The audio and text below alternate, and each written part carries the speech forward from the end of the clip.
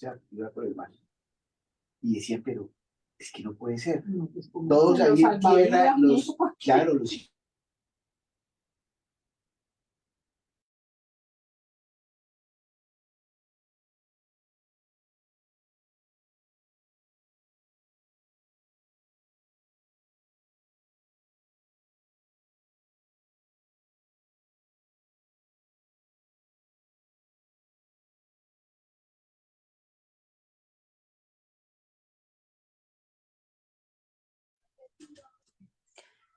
Buenas noches, estimados participantes. Les saluda Flor Maritza, asesora académica del Centro de Capacitación Internacional Público Privado CIP.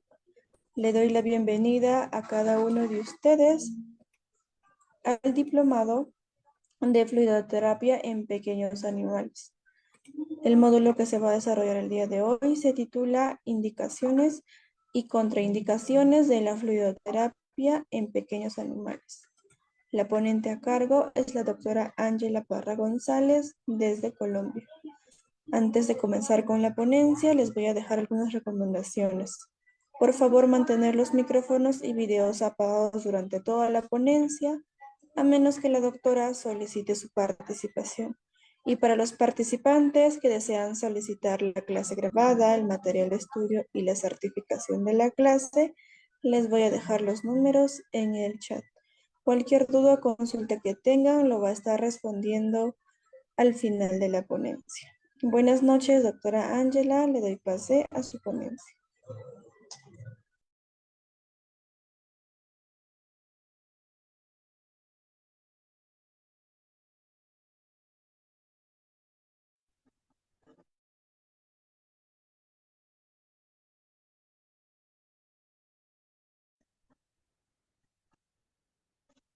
Hola, muy buenas noches para todos. ¿Me confirman si me ven y me escuchan, por favor? Sí, doctora, se la ve y se la escucha muy bien. Vale, ya les comparto la pantalla para iniciar la clase.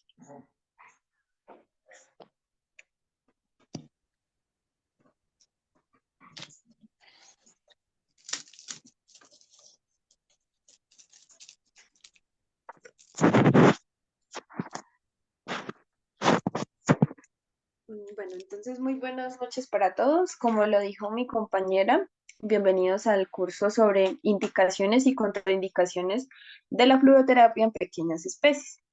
El día de hoy vamos a tomar 5 temas. El primero pues va a ser la importancia en la hidratación en la salud de nuestras mascotas. El segundo ítem es choques, el tipo de choques, la fisiopatología de cada uno y manejo de fluidoterapia. El tercero sería contraindicaciones y precauciones en la fluidoterapia. El cuarto, tipos de soluciones en conjunto con el cálculo de cada uno de ellos. Y por último, la resolución de dilemas éticos en la administración de fluidos. Entonces vamos a empezar en primer ítem, que es con la importancia. Entonces, ¿por qué es importante la hidratación o la fluidoterapia en nuestras mascotas? Entonces, la importancia es saber lo que conlleva a elegir una solución para administrarla ante un diagnóstico que implica la deshidratación. Entonces, esto va muy de la mano con que nos llegue nuestro paciente a consulta, hace cuánto tiempo, la frecuencia en la patología que se encuentre, en conjunto pues con una terapia de fluidos que contribuye la base fundamental de su tratamiento del paciente de urgencias o críticamente enfermo, por lo que conlleva a conocer sus diferentes indicaciones, los tipos de fluidos disponibles, las rutas de administración y el cálculo de volúmenes a administrar es fundamental y correcta para la aproximación clínica y la evolución de nuestro paciente. Es importante recordar que nosotros tenemos la vía oral, la cual pues si el paciente pues no presenta ningún tipo de vómito, va a ser pues la ideal dependiendo de que el paciente no tenga deshidratación y que sería pues en conjunto para la administración de los medicamentos y lo que requeriría dependiendo de la terapia. La otra vía pues que se maneja mucho en pequeños animales es la subcutánea. Esta vía más que todo pues se administra en pacientes que de pronto son renales. La terapia de fluido subcutánea es como la más ideal para estos pacientes, la cual pues nos indica a evaluar que el riñón todo el tiempo esté funcionando de una forma idónea en una aproximación subcutánea en un lapso no de 24 horas, sino de un poco más, ya que se degrada un poco más lento. Y la que conocemos que más usan pequeños es la vía endovenosa, que es la más utilizada para compensar cualquier tipo de recaída del paciente o patología que nosotros hayamos encontrado en nuestra consulta médica. También es importante recordar que nuestros pacientes, tanto caninos o felinos, tienen un porcentaje corporal de líquidos o de agua sistémico normal que tenemos que tener en cuenta para llegar a compensar cualquier tipo de patologías. En primera instancia, evaluamos que el total de líquidos se compone de un 60% en total, en el cual se distribuye entre un 40 a un 20%. En felinos puede ser igual o menor, llegado al rango de un menor a 40%, ¿sí? Ya que es por tamaño y por especie.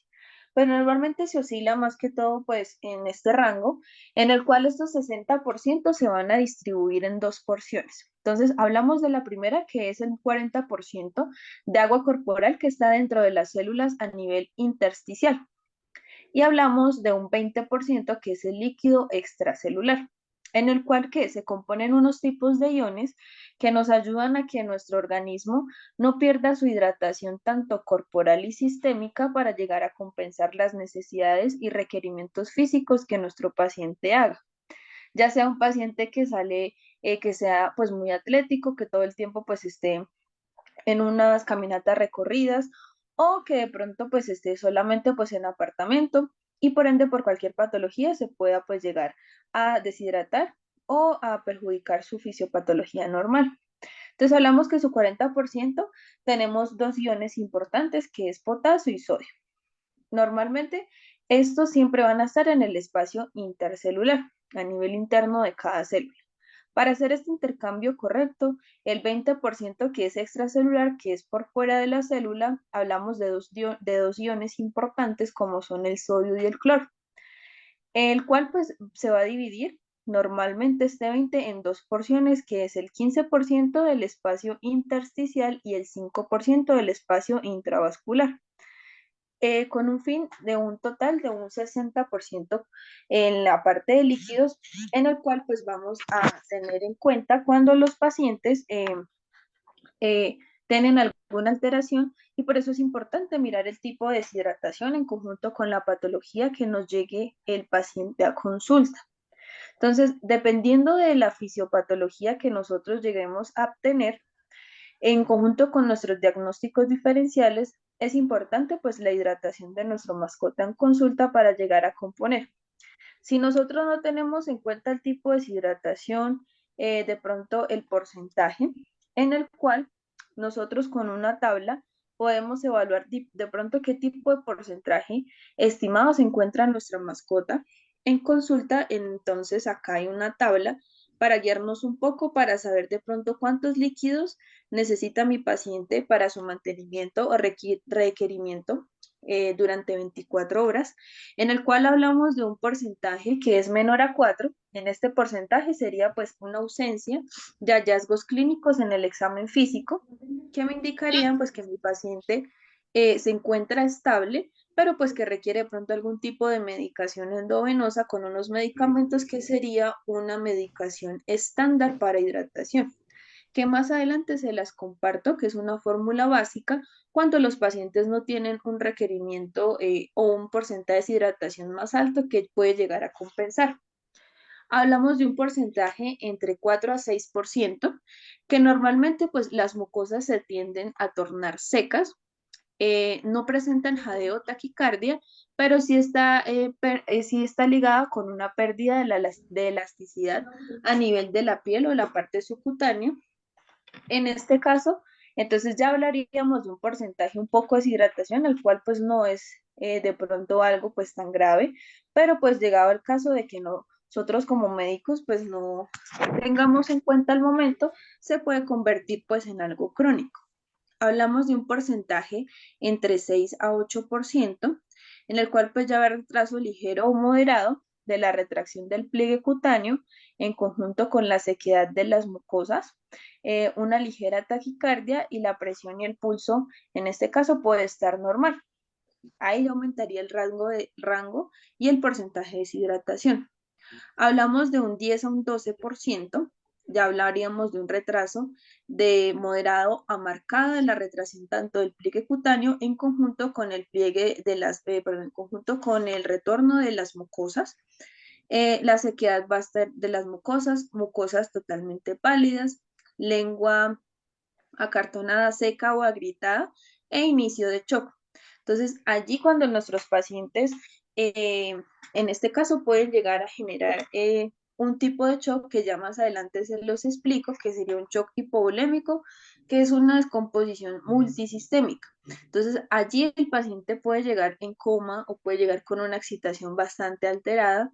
Entonces, ¿qué nos indica? Que su grave deshidratación ya con este punto, pues ya es un poco más crónico, que si no se trata a tiempo, el paciente puede pasar a una siguiente fase, que sería ya en un choque mayor a un 12% o en el rango de 12%, en el cual su retorno de pliegue cutáneo está intacto. Me refiero al momento de nosotros hacer la hidratación cutánea, la piel va a durar pegada en el momento y va a durar o va a quedar tal cual como nosotros la dejamos desde un principio. Empieza con un daño multisistémico que va a ser un shock hipovolémico como compensación. Por ende va a generar taquicardia, el pulso va a estar débil, dificultad para respirar. Entonces, si el paciente llega a este punto, podemos llegar a pensar que el paciente está en estos dos últimos estados de deshidratación, en el cual el 14% ya pues va a ser algo más crónico y puede llegar a un 15%, que el paciente pues puede tener un estado casi irreversible, que puede llegar hasta coma o un daño o un paro cardiorrespiratorio en el momento, con una deshidratación ya a un punto que puede ser no retornable o no regenerativo por tanto tiempo, dependiendo de la patología. Entonces, es importante la hidratación por esto mismo, para compensar de pronto cualquier tipo de patología que me haya llegado a que mi paciente esté en este punto. Yo corrigiendo la hidratación puedo indagar un poco mejor a nuestros diagnósticos presuntivos o diferenciales, llegar a un punto que el paciente pues necesite más medicación, pero por ende necesito compensar su deshidratación.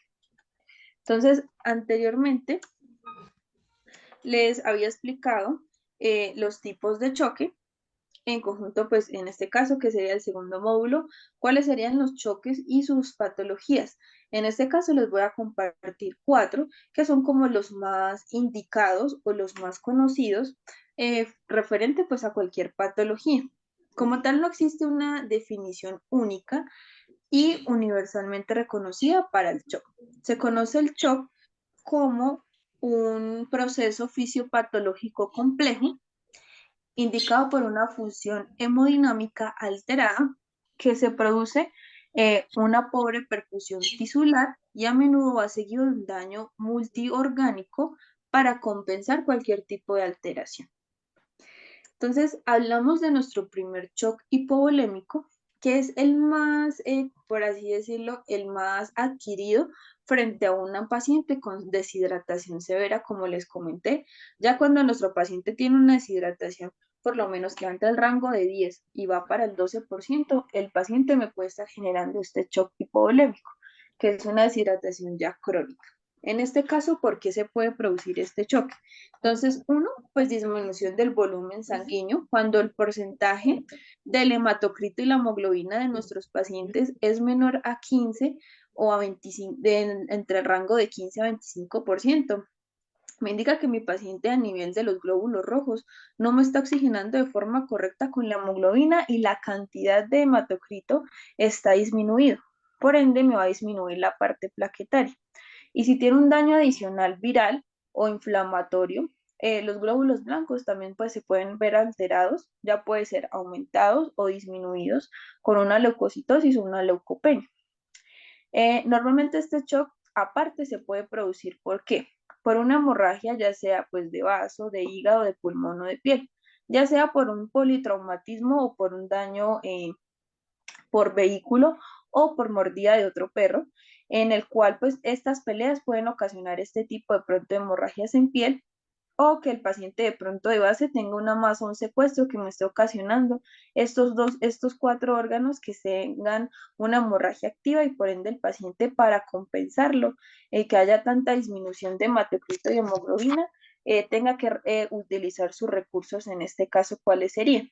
Entonces, en primera instancia, va a haber una estimulación específicamente pues en la médula, como tal, aparte con los senos aórticos y carótidos. Entonces, en esta ocasión, esta médula arterial me va a hacer una médula adrenal, me va a hacer una broncoconstricción, que por ende me va a aumentar la presión arterial para que el paciente tenga más retención de oxígeno y de hematocrito, para que el paciente no se descompense. En este punto puede llegar a que el paciente 1 tenga una isquemia, en la cual pues el paciente puede llegar a un punto de que haya perdido tanta sangre y que la parte de la médula ósea no esté tan atrofiada que el paciente necesite una transfusión sanguínea.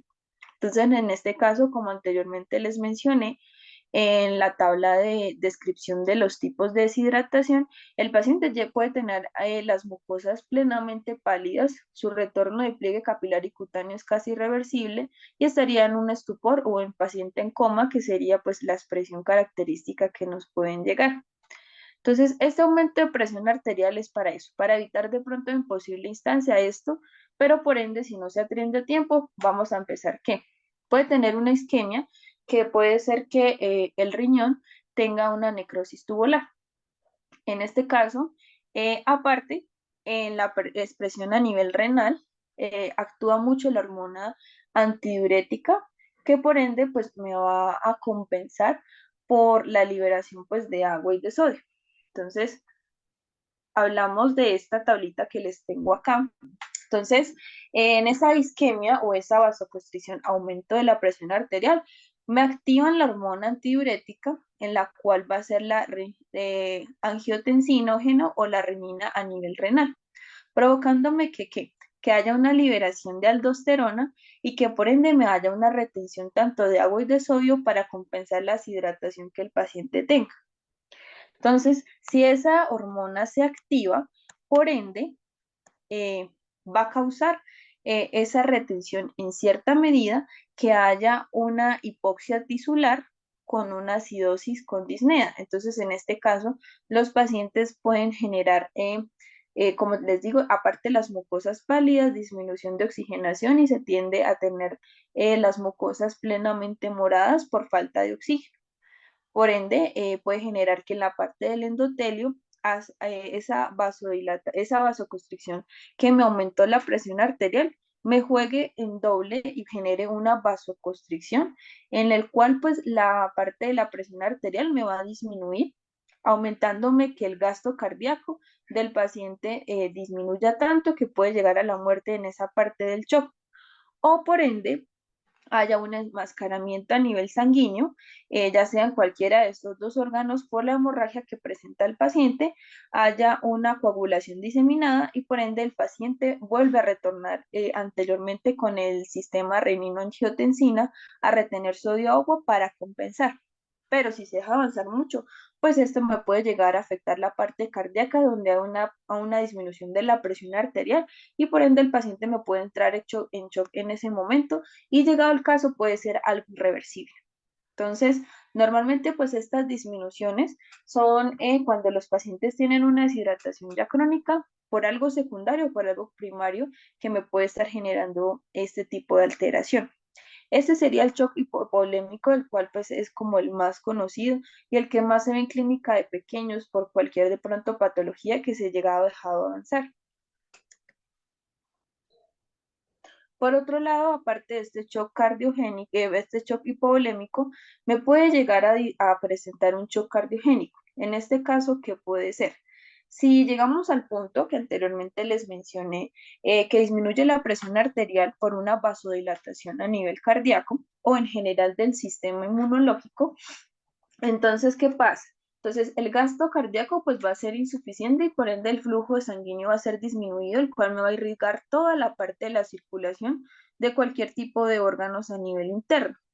Entonces, este gasto cardíaco insuficiente me va a llevar a dos cosas: a que la perfusión corporal sea pues insuficiente, por ende va a haber una hipoxia tisular, una glucólisis anaerobia y una acidosis metabólica. En conjunto con la perfusión insuficiente y la acidosis metabólica, me pueda generar que el paciente haya una lesión vascular, generándome una hipotensión o una hipovolemia para compensar. Si el paciente me hace una hipotensión, por ende la coagulación intravascular diseminada va a estar alterada. Entonces el paciente puede llegar a tener una coagulopatía en el momento activo por la enfermedad cardíaca, o la parte como tal, si genero una hipovolemia y dejo que la presión cardíaca disminuya, por ende pues me puede generar toda esta patología. Aparte, pues esa vasodilatación me puede generar pues un enmascaramiento, una transsudación de agua y una hemoconcentración. Recuerden que la transsudación de agua, anteriormente a la imagen primaria que les administré, el total de líquido en nivel extracelular, hablamos de sodio y cloro, y aparte de potasio y fósforo. Entonces, estos 4 iones se van a ver afectados a nivel interno y externo de la célula cuando el paciente, no solamente pues por el disminución de la falla cardíaca o sanguínea, sino también los iones, porque no me van a actuar de forma correcta para ayudar a nivelar el porcentaje total de líquido interno de nuestro paciente. Entonces, esto puede ser fallo cardiogénico, puede ser secundario al hipovolémico.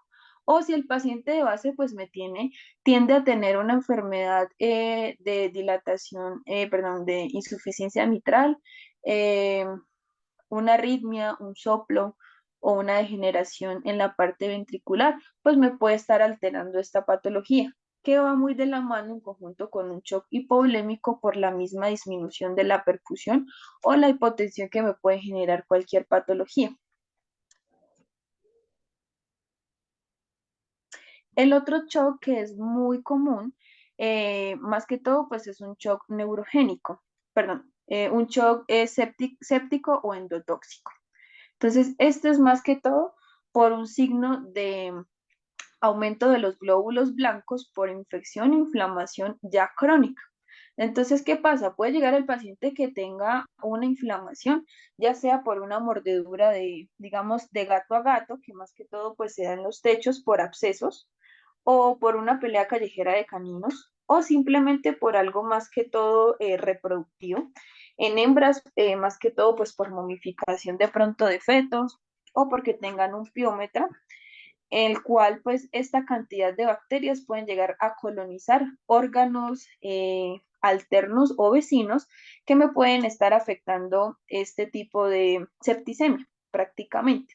Entonces, ¿qué pasa? Si esa inflamación dura mucho tiempo a nivel sistémico, con los signos cardinales, que son los principales que me indican cuando mi paciente tiene o está iniciando una septicemia o una endotoxemia, o que tiene una inflamación crónica, ya sea en la piel o en algo interno, que sería calor, dolor, hinchazón, eritema y pérdida de la función.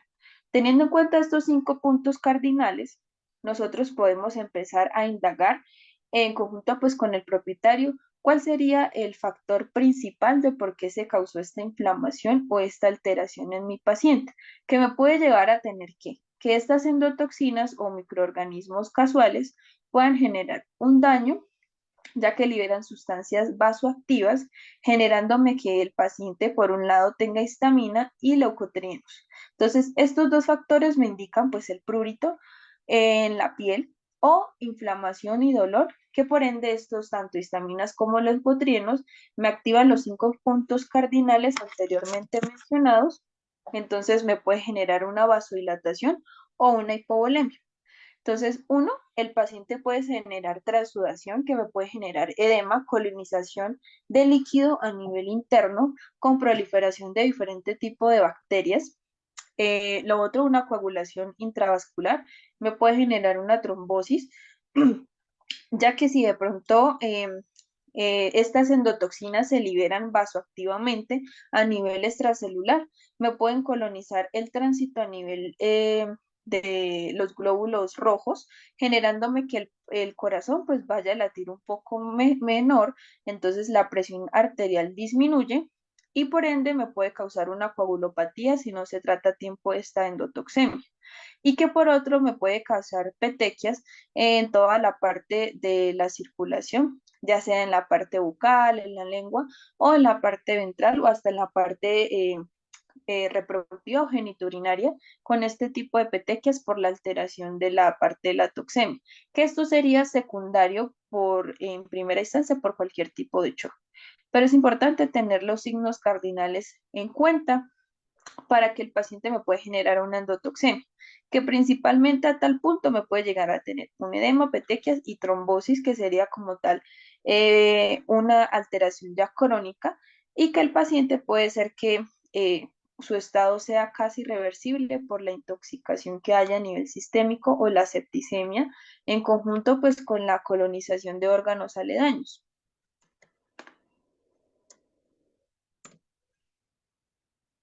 Hablamos del otro choque, que puede ser un choque neurológico. Entonces, en este caso, el choque neurológico siempre va pues muy de la mano con enfermedades secundarias, perdón, primarias.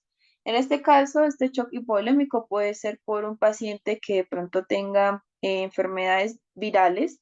En este caso, pues hablamos del moquillo o neurológicamente por una alteración por un choque automovilístico que me haya afectado específicamente pues la parte espinal o la médula espinal de mi paciente, o de pronto un chumpo ortosistémico por una enfermedad primaria, puede ser algo secundario que me esté causando un déficit neuronal, o simplemente pues una masa por bastantes convulsiones a nivel del hemisferio derecho o izquierdo de mi paciente. Entonces, ¿qué pasa? Va a haber en primera instancia pérdida del tono vascular, que esto conlleva a que sea por traumatismos o depresiones del bulbo raquídeo o de la médula espinal. Como anteriormente les dije, puede ser primario o secundario. Entonces, si hay una pérdida del tono vascular, entonces, ¿qué me va a afectar? Trastornos de regulación cardiovascular. Entonces, la parte cerebral, la oxigenación, y la parte cardíaca. Son tres sistemas que van muy de la mano para que ambos funcionen de forma correcta y el paciente se encuentre en una buena compensación de cualquier tipo de patología. Entonces, si me afectan específicamente los centros del bulbo raquídeo de la médula ósea, generándome que hayan algún tipo de trastornos, entonces todos los sistemas se van a descompensar. ¿Qué puede causar qué? Una parálisis, puede generar una cuadriplegia, hemiplegia, dolor o que el paciente no pueda moverse. Otro shock neurogénico que también se me olvidó comentarles es cuando los pacientes de pronto tienen una compresión medular, hablo de una caudaquinos, una espondiloartrosis, una fusión vertebral, que me indica que haya compresión en la parte neuronal, haciendo que el paciente a tal punto pues no me responda a cualquier tipo de caminatas, en este caso, este tipo de alteraciones a nivel neurológico o de la médula espinal eh, hace que de pronto los pacientes tengan esta compresión nerviosa y por ende esto se vea reflejado en cojeras, en que les duele el cuello, en que no son capaces de pronto de deglutir o en los miembros anteriores que la cadera se les vaya de lado o que de pronto de momento no caminen. Pero igual hay que indagar porque esa no sería la única patología, sino más enfermedades que me pueden causar este tipo de alteración. Teniendo en cuenta el factor principal, me puede desencadenar que haya una vasodilatación en conjunto con una vasoconstricción y dilatación de la parte de los vasos sanguíneos y que por ende pueda generar un secuestro de sangre o que la parte de los nervios en esa posición donde se encuentra alterado se vea reflejado en una alteración de la médula espinal o el bulbo raquídeo o a nivel del sistema nervioso central generándome que el paciente haya una hipovolemia, como les dije, va muy de la mano la parte cardíaca, pulmonar y la parte del sistema nervioso central. Si cualquiera de las tres se descompensa, volvemos a lo mismo, a una hipovolemia que sería un fallo multisistémico en la parte del corazón y la parte renal.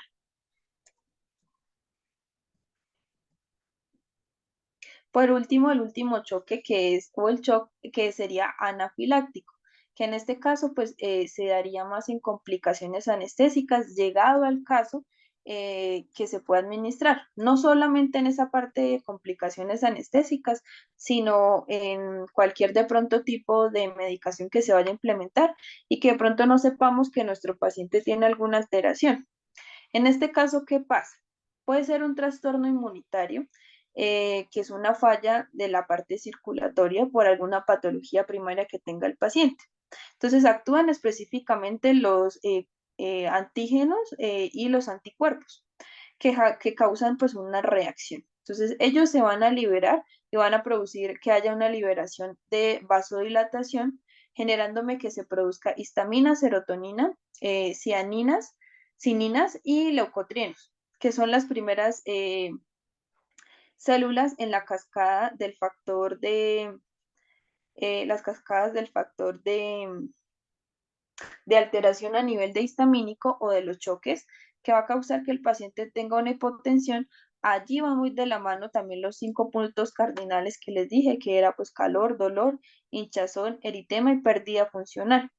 En caso en esta posición, entonces el paciente va a generar una hipotensión en conjunto con una hipovolemia porque va a haber un fallo como tal de choque, que el paciente en este caso pueda fallarle la parte circulatoria o en la parte de la piel empieza a generar de pronto obstrucción o vasodilatación con vasoconstricción en la parte cutánea que me genera una reacción en los antígenos y anticuerpos a nivel sistémico o a nivel inmunológico. ¿Cómo trato más que todo pues estos choques anteriormente mencionados? Consiste básicamente en la importancia que debemos tener en cuenta en conjunto con una terapia rápida para poder compensar mi paciente. En este caso hay 3 palabras que a mí me gusta utilizar mucho cuando tienen cualquier tipo de los 5 shocks anteriormente mencionados, que es ventilar, infundir y perfundir. Son las 3 palabras que debemos tener en cuenta para compensar cualquier tipo de alteración de shock que el paciente puede llegar a tener. Específicamente, ¿qué pasa? Es volver a abrir las redes capilares que anteriormente causaron una vasoconstricción y restablecer el gasto cardíaco. Eso es lo primero que tengo que activar. La parte respiratoria y cardíaca para que todo el sistema se devuelva a compensar físicamente o inmunológicamente y mi paciente pueda salir de ese choque, ya sea por cualquier tipo de patología. Entonces, ¿con qué pasos los puedo hacer?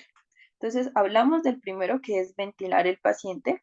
Entonces, ventilar es necesario pues agregarle una oxigenación, tener una vía. En este caso, pues podemos realizar ventilación de frontomecánica bajo anestesia. En este caso, pues puede ser un tubo endotraqueal en el cual pues se le puede obtener ventilación mecánica o en la segunda imagen una máscara que va directa en la parte bucal y en las vías respiratorias altas de nuestras mascotas. También puede ser pues con un condensador o una respiración asistida. En la primera también se puede estimular la respiratoria con un ambú para asistir la ventilación. Tenemos la otra imagen. Acá es un condensador de oxígeno que va directamente en las vías respiratorias altas del paciente. Y en la última, pues es como una cámara, la cual pues tiene nebulización, como una cámara de nebulización que me ayuda pues a administrar oxígeno al paciente y de pronto que no se estrese más de lo normal para no disminuir la respiración. Entonces, eso se encarga de la ventilación. Aumentar su oxígeno entre un 40-60% del cual llega al paciente.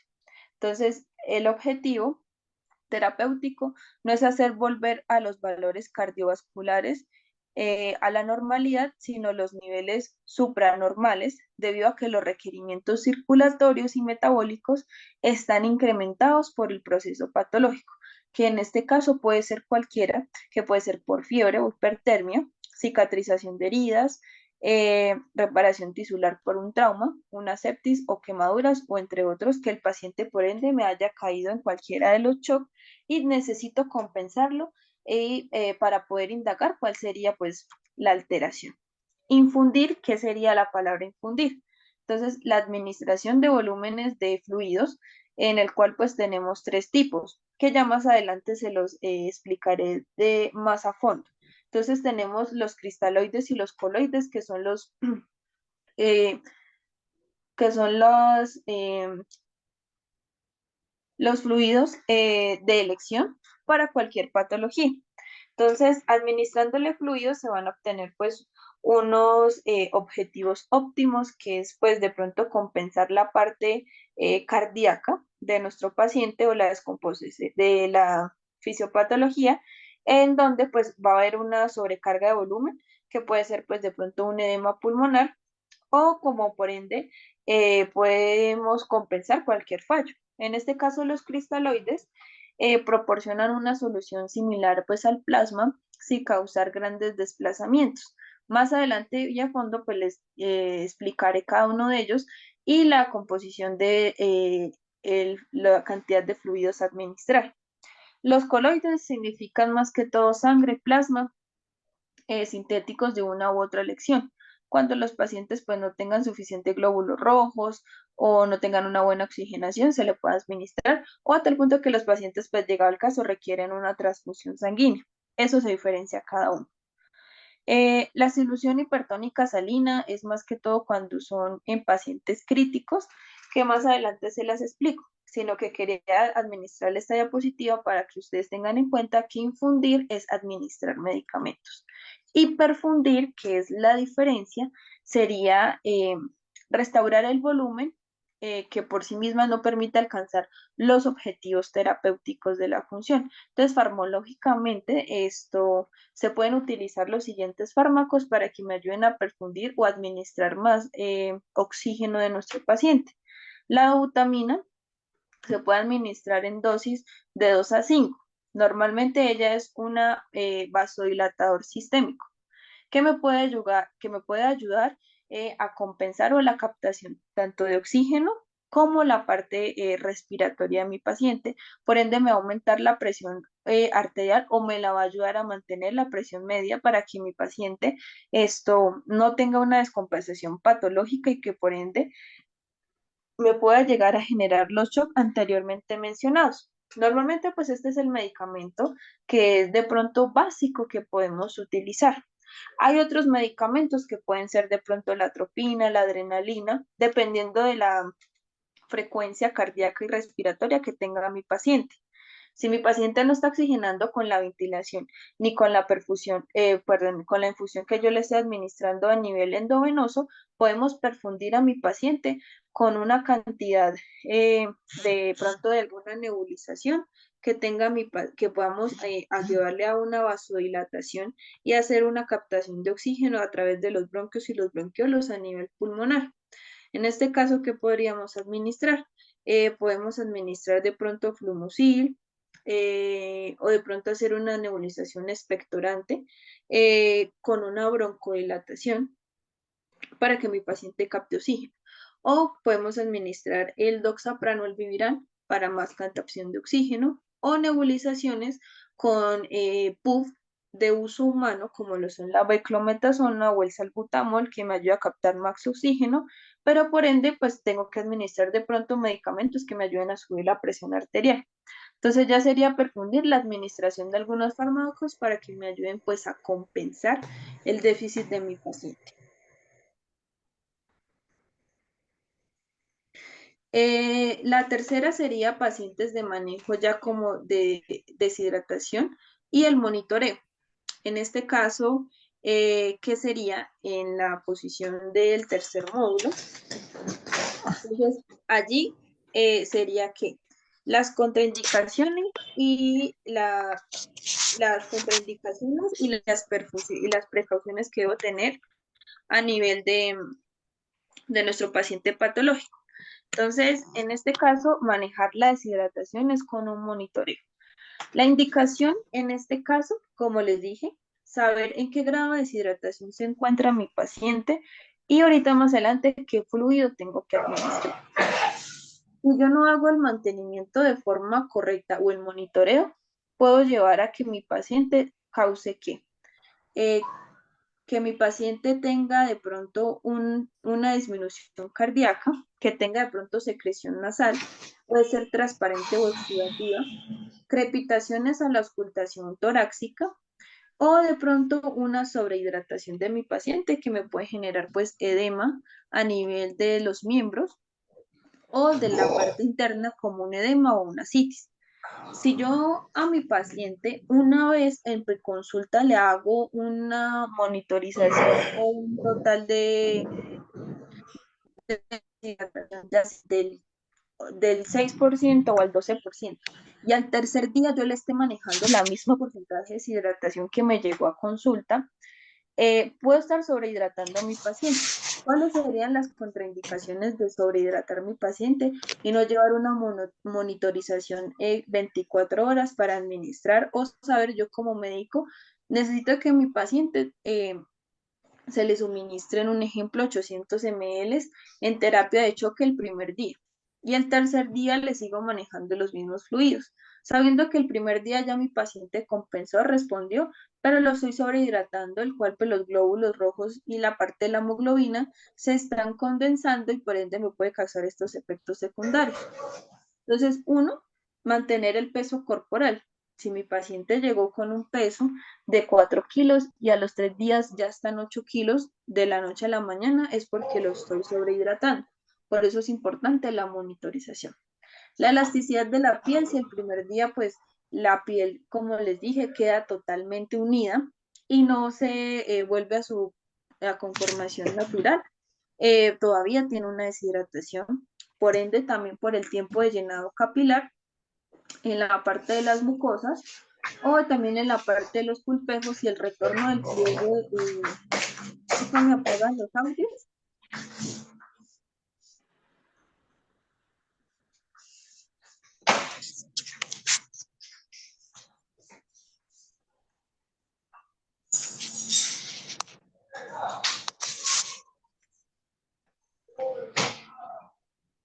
Para continuar con la clase, por favor, me colaboran con los audios.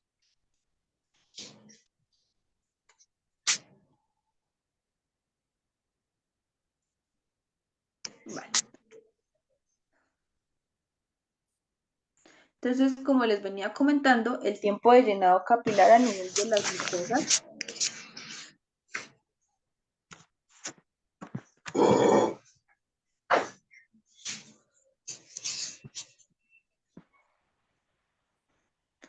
esperen porque hay alguien que tiene el audio prendido y así no puedo continuar con la clase.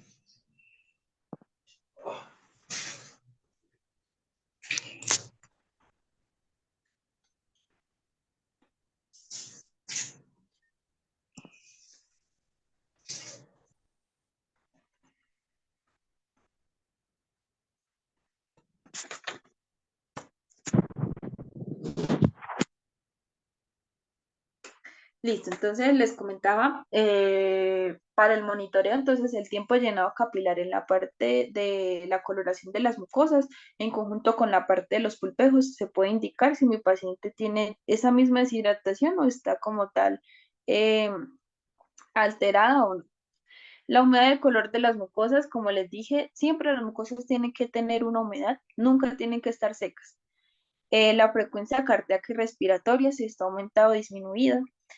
O aparte, pues si se escuchan crepitaciones, borborismos o silbilancias que me indiquen que mi paciente en la parte pulmonar está alterada.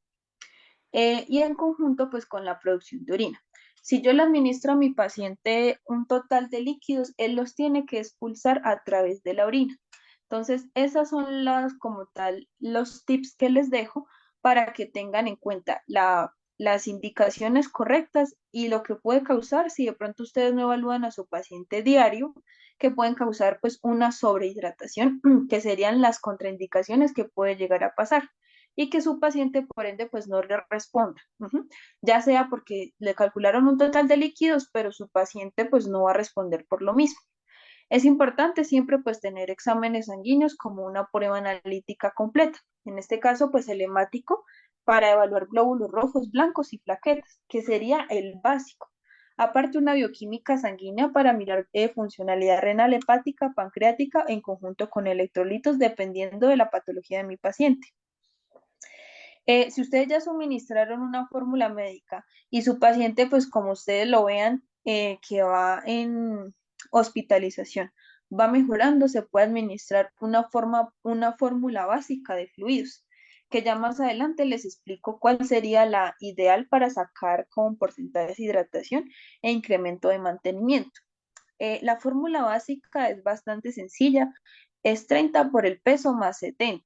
Es una fórmula básica que ustedes pueden implementar en pacientes después de una deshidratación bastante compleja, después de un 8 o 10%, que ustedes quieren mantener unos líquidos de pronto básicos. Esta sería la fórmula que podemos implementar. O para pacientes que no tengan pues no tengan una deshidratación tan compleja, pero que necesiten administrarle una cantidad de medicamentos en conjunto con líquidos, se puede implementar esta que por ende pues no van a generar una sobrehidratación de nuestra mascota y que me puede llegar a perjudicar. Esas serían pues las indicaciones y las contraindicaciones. El cuarto ítem es sobre la elección de los fluidos y el tipo de fluidos que debemos implementar. Entonces, en este caso, anteriormente les comenté que hay dos tipos de grupos que serían los cristaloides o los coloides. Entonces, es importante tener en cuenta que los cristaloides son soluciones de agua y electrolitos que salen libremente para combatir la parte vascular o intravascular.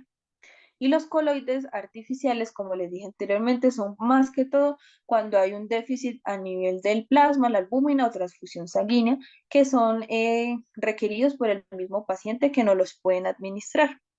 Las soluciones de los cristaloides tenemos cristaloides de porte isotónica, que sería solución salina fisiológica, lactato de Ringer o Ringer lactato. En este caso, hablamos de la solución fisiológica de 0,9 y hay otra de 7,3, que es un poco más alta, más adelante les explico. Eh, en el cual hay otro que son cristaloides, en este caso son dextrosa el 5 al 50%, cuando son deshidrataciones isotónicas, hipotónicas o hipertónicas, dependiendo del caso del paciente, y como les dije anteriormente, los coloides son como albúmina, plasma o transfusión sanguínea cuando el paciente lo requiere. En específico, ¿en qué momento podemos usar los cristaloides?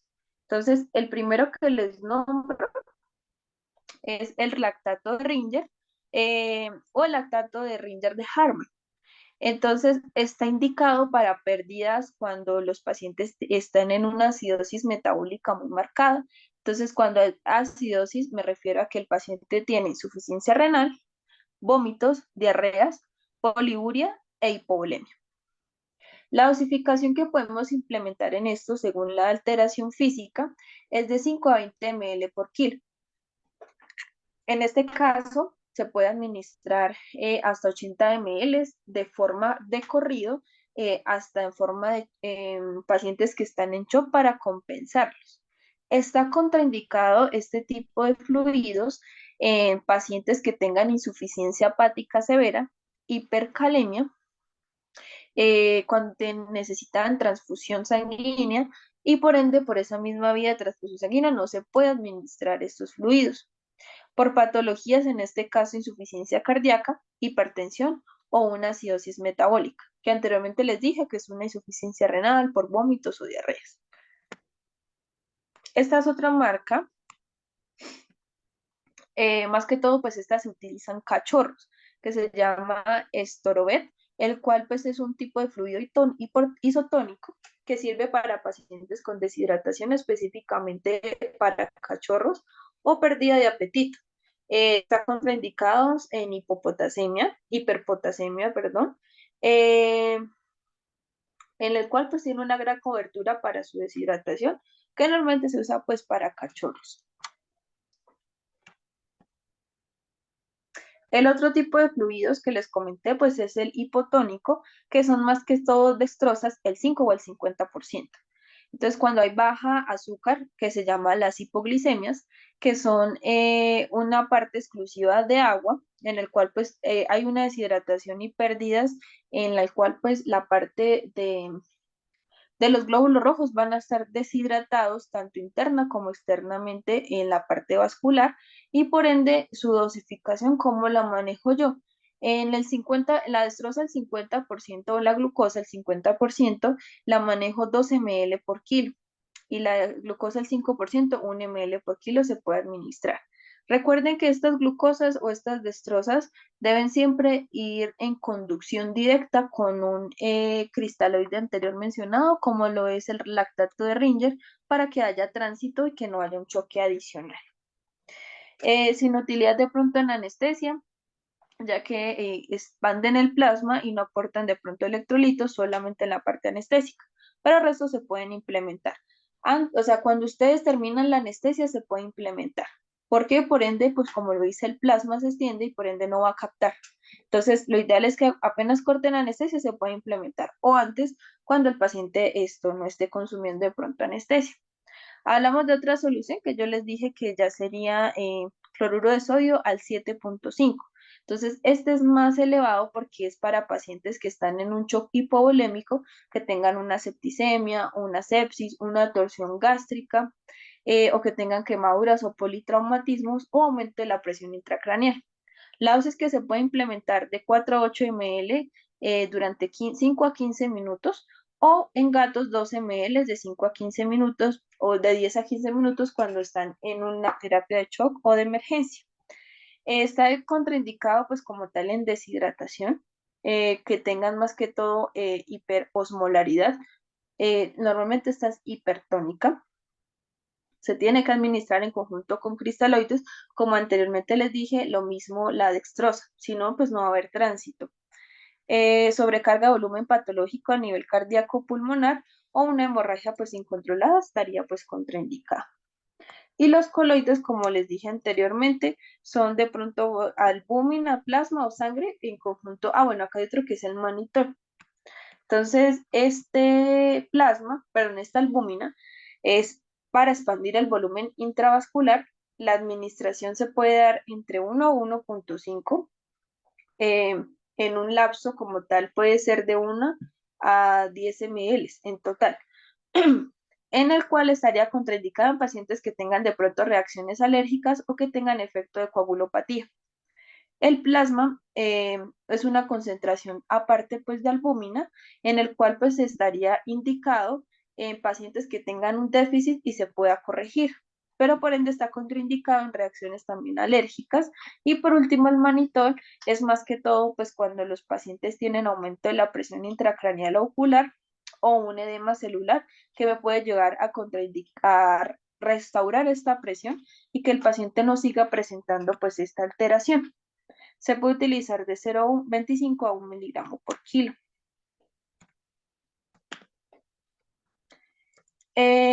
Y por último, perdón, la segunda sería el cálculo de fluidoterapia. En este caso, acá les tengo pues un ejemplo básico y correcto que podemos implementar. Entonces, el volumen de requerimiento se hace de forma diaria. Entonces tenemos dos ítems que es para adultos y cachorros. Los adultos que pesan más de 15 kilos y cachorros menores a 15 kilos. Hay un factor de corrección de forma básica que ya está pues descrito. En adultos es el factor 40 y en cachorros el factor 60.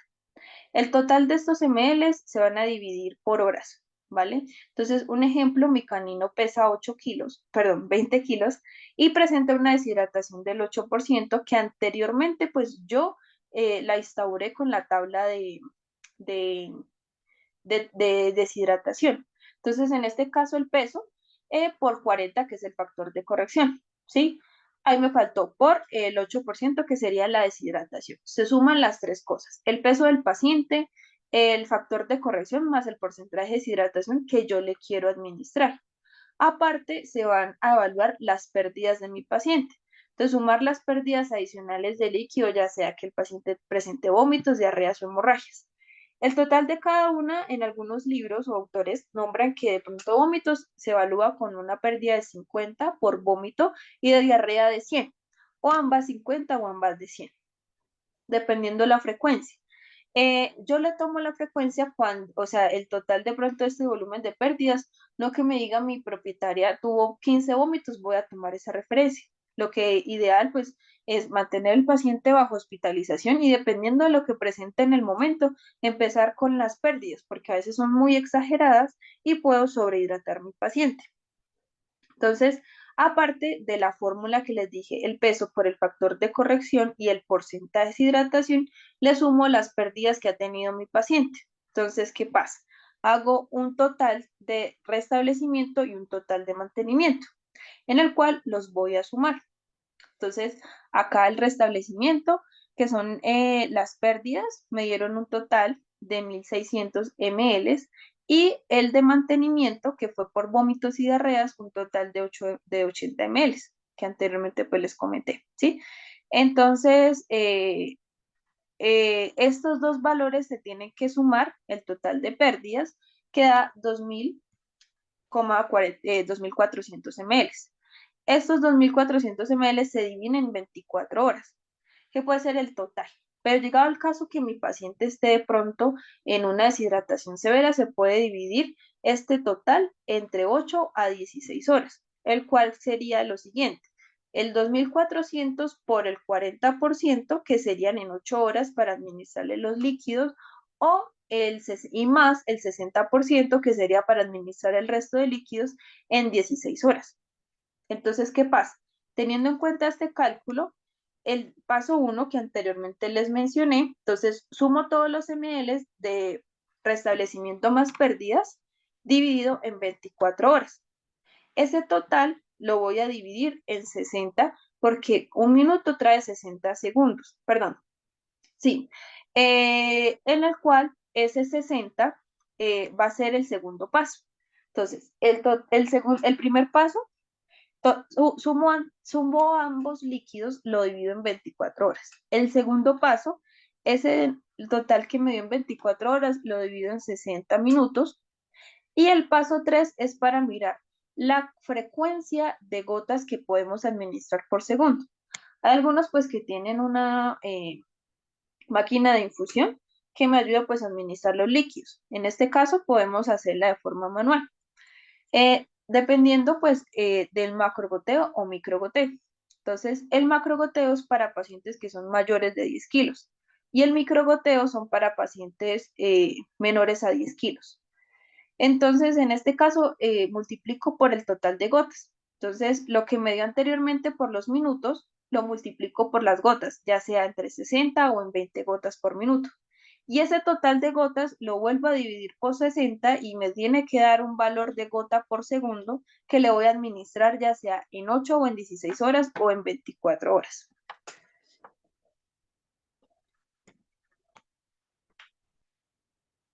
Y por último, el ítems, que es la resolución de dilemas éticos para la administración de fluidos. Entonces, en este caso, lo dividí en 4 palabras importantes, que sería restaurar, sustituir, mejorar y optimizar.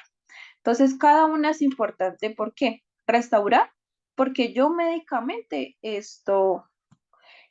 voy a reponer el volumen intravascular e intersticial para lograr pues que el paciente pues me genere en su estado normal fisiopatológico o lograr que no haya una normovolemia, que sería una sobrehidratación.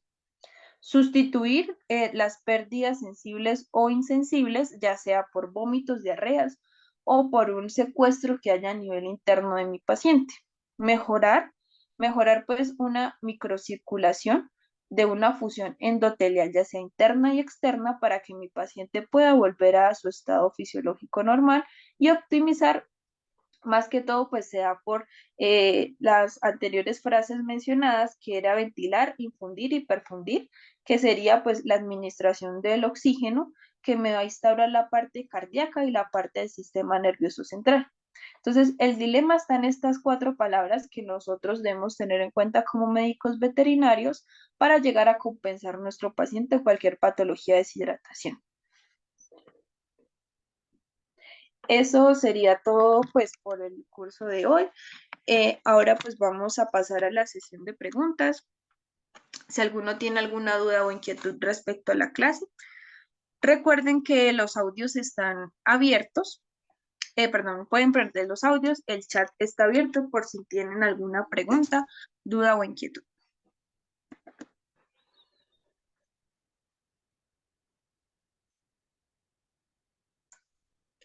O si de pronto quieren exponer un caso, eh, también lo pueden hacer.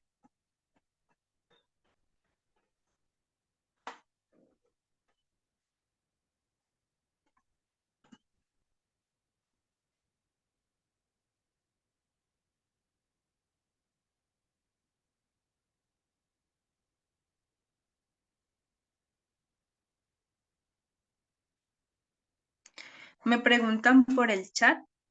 ¿El shock neurogénico, la parálisis vascular, se puede dar solo a nivel de la lesión si es medular? No. Como te dije, la parte del shock neurológico va en comparación, en conjunto con los tres sistemas. Entonces puede ser por un sistema respiratorio, por el sistema cardíaco o por un sistema del sistema nervioso central. Entonces, lo ideal es que si el corazón no me está funcionando de forma correcta, por ende la parte respiratoria tampoco.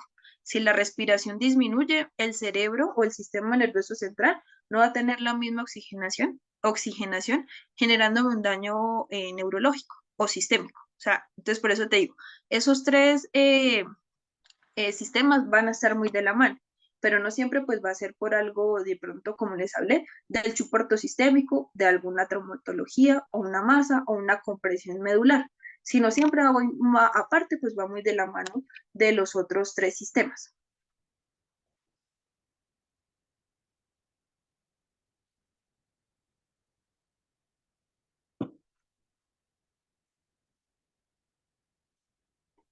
Me preguntan por el chat si he oído de la alcalinoterapia con agua de mar.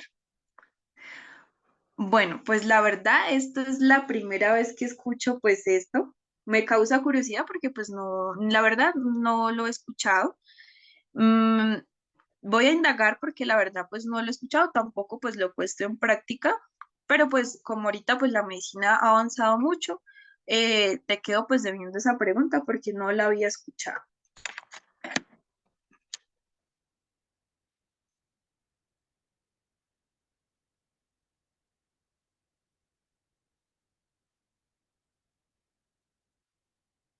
Me preguntan por el chat, con un paciente con pancreatitis, ¿qué solución sería recomendable?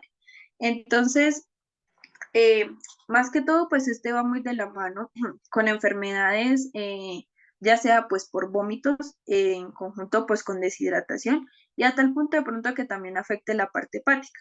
Entonces, te había mencionado la parte de los cristaloides. El ideal pues de pronto para esta alteración sería el lactato de Ringer, que se puede implementar de pronto con pacientes con pancreatitis que no me puede llegar a alterar de pronto la funcionalidad y por ende que no me lleva de pronto a una acidosis metabólica y que me pueda descompensar el paciente y que por ende pueda poner a trabajar más esta funcionalidad del sodio y cloro que puede llegar a perder y por ende pues sería el ideal en este tipo de alteraciones. Pero pues la ideal es que vamos evaluando si de pronto hay otro tipo de alteración. Pero el ideal sería ese líquido.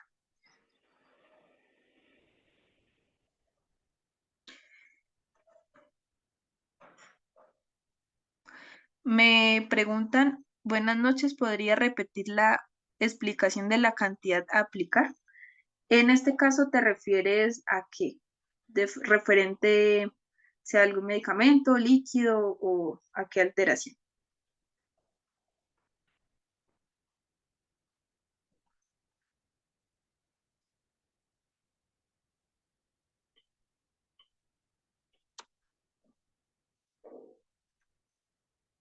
Referente a la hidratación. Ah, bueno, entonces les había comentado con la tabla eh, el total de líquidos. Entonces, hablamos de un factor básico de mantenimiento. Entonces, hablamos de un factor, en este caso, puede ser uno, el factor de corrección. Entonces hablamos uno de factores de adultos y cachorros. Entonces ese sería el factor principal, que sería el factor de restablecimiento. Entonces hablamos que, te doy un ejemplo, como lo dije ahí. Entonces, si mi paciente pesa, es un adulto y pesa 15 kilos o más de 15 kilos, ya por ser adulto y por tener ese peso, sería el factor de corrección de 40. Si mi paciente es cachorro, el factor de corrección es 60. Entonces, ahí va muy de la mano con el peso. Entonces, te dije, mi paciente pesa 15 kilos por el factor de corrección, en este caso 40, por el porcentaje de deshidratación que yo como médico veterinario le suministro a mi paciente, que lo saco pues con la tabla que anteriormente les mencioné, que ella sería una deshidratación del 5, el 6 o hasta el 12%. Ese sería el valor total que voy a tener en primera instancia como el primer factor de deshidratación. Aparte, si mi paciente pues presenta deshidratación por vómitos, diarreas o por hemorragia, entonces en este caso puedo tomarlas, como les dije, en un factor de vómitos, por vómito 50 o por diarrea 100 o cada uno de 100. ¿Sí? Varios autores pues nombran varios porcentajes, pero por el rango total te puedes guiar por eso. Entonces, por vómitos, dependiendo de que tenga uno o dos vómitos, en este caso puede tener dos vómitos y una diarrea, sería un total de 200. ¿Sí? Que serían las pérdidas de restablecimiento, perdón, de mantenimiento que tengo que reponer. Entonces, teniendo en cuenta ese total, sumo ambos valores. El que yo di de restablecimiento, que fue con la fórmula primero que les dije, y las de mantenimiento para compensar vómitos y diarreas. Sumo esos dos totales y esa es la cantidad de líquidos que voy a tener que suplementarle a mi paciente. Y ya va, pues ya va de lo que les digo de la parte médica, si ustedes quieren manejar esa cantidad por 24 horas o si las quiero dividir entre 8 horas para compensar a mi paciente si está en un shock o una deshidratación severa o un 60%, que serían las 16 horas restantes para compensarlo. Y recuerden lo que les digo, evaluar a su paciente cada 24 horas para la reposición de líquidos. Si es necesario mantener esa cantidad de líquidos al siguiente día o si mi paciente ya se hidrató y pondría la fórmula básica que les comenté, que era el 30, que sería la fórmula básica 30 por el peso más 70, que serían unos líquidos como tal de soporte para poder medicar.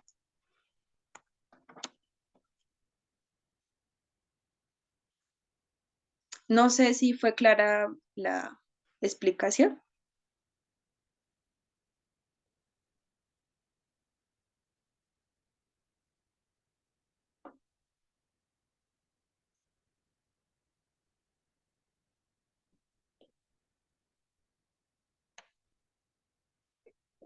No sé si alguno tiene otra duda o inquietud.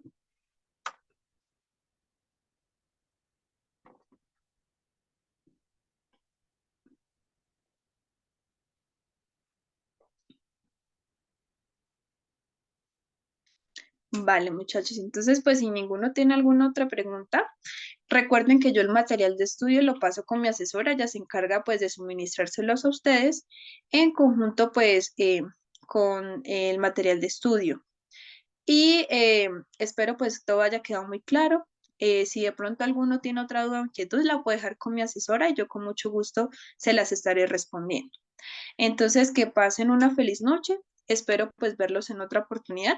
Un saludo desde Colombia y que tengan una feliz noche.